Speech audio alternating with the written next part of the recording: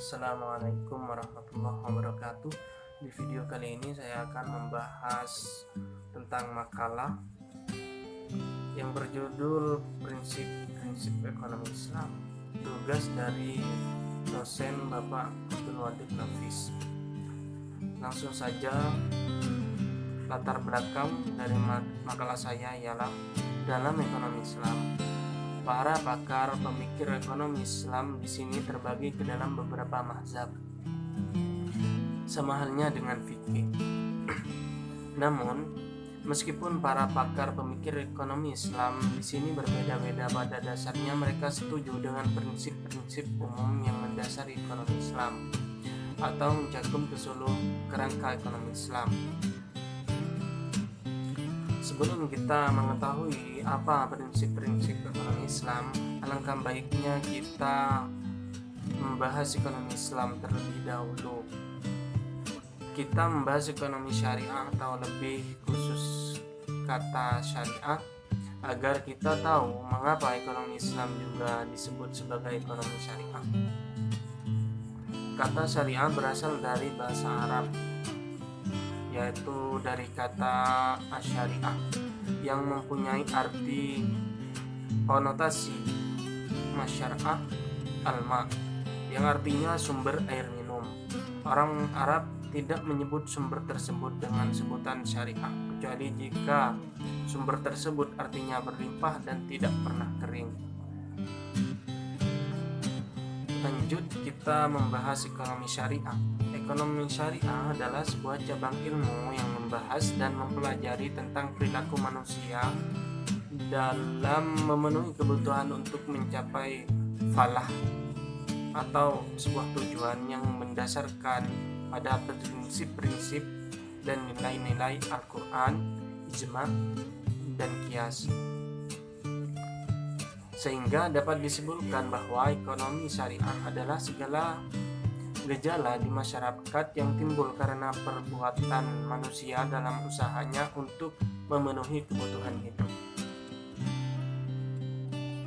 atau untuk mencapai kemakmuran berdasarkan paradigma Islam. Selanjutnya kita akan membahas prinsip-prinsip ekonomi Islam. Prinsip ekonomi Islam yang merupakan bangunan ekonomi Islam didasarkan atas 5 nilai universal, di mana kelima nilai tersebut menjadi dasar inspirasi untuk menyusun teori-teori ekonomi Islam. Adapun kelima nilai tersebut ialah: yang pertama, prinsip tauhid. Tauhid merupakan pondasi ajaran Islam. Dengan tauhid, manusia menyaksikan bahwa tiada sesuatu pun yang layak disembah selain Allah, dan tidak ada pemilik langit, bumi, dan isinya selain daripada Allah, karena Allah adalah pencipta alam semesta dan isinya, dan sekaligus pemiliknya. Yang kedua, prinsip adil. Adil ialah merupakan adil, salah satu sifat Allah. Dia tidak membeda-bedakan perlakuan terhadap makhluknya secara zalim. Dalam banyak ayat Allah memerintahkan manusia untuk berbuat adil, di mana Islam mendefinisikan adil sebagai tidak zalim dan tidak zalimi. Yang ketiga ialah prinsip nubuwah, di mana karena sifat rahim dan kebijaksanaan Allah, manusia tidak dibiarkan begitu saja di dunia tanpa dibimbing.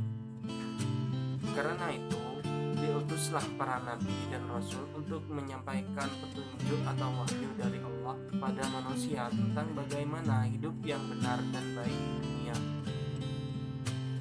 dan mengajarkan jalan untuk kembali ke asal muasal, yaitu Allah. Fungsi Rasul adalah untuk menjadi contoh terbaik yang harus diteladani oleh manusia agar menempatkan keselamatan dunia dan akhirat, di mana untuk umat muslim Allah telah mengirimkan Rasul terakhir dan sempurna untuk diteladani sampai akhir zaman. Yang keempat ialah prinsip khilafah. Dalam Al-Quran, Allah berfirman bahwa manusia diciptakan untuk menjadi khalifah di yang artinya untuk menjadi pemimpin dan pemakmur bumi. Karena itu, pada dasarnya setiap manusia adalah pemimpin dan akan dimintai pertanggungjawaban kepemimpinannya. Nilai ini mendasari prinsip kehidupan kolektif manusia dalam Islam, yang mana fungsi utamanya ialah untuk menjaga keteraturan interaksi antar kelompok, termasuk dalam bidang ekonomi. Yang kelima, prinsip ma'ad. Walaupun seringkali diartikan sebagai kebangkitan, namun secara harfiah ma'ad berarti kembali. Namun dalam ekonomi Islam, di sini ma'ad juga dapat diartikan sebagai laba atau hasil yang diperoleh. Manusia diciptakan untuk berjuang dan menjadi pejuang. Islam mengajarkan bahwa setiap kebaikan akan dibalas dengan kebaikan berlipat dan kejahatan juga dibalas dengan kejahatan yang setimpal.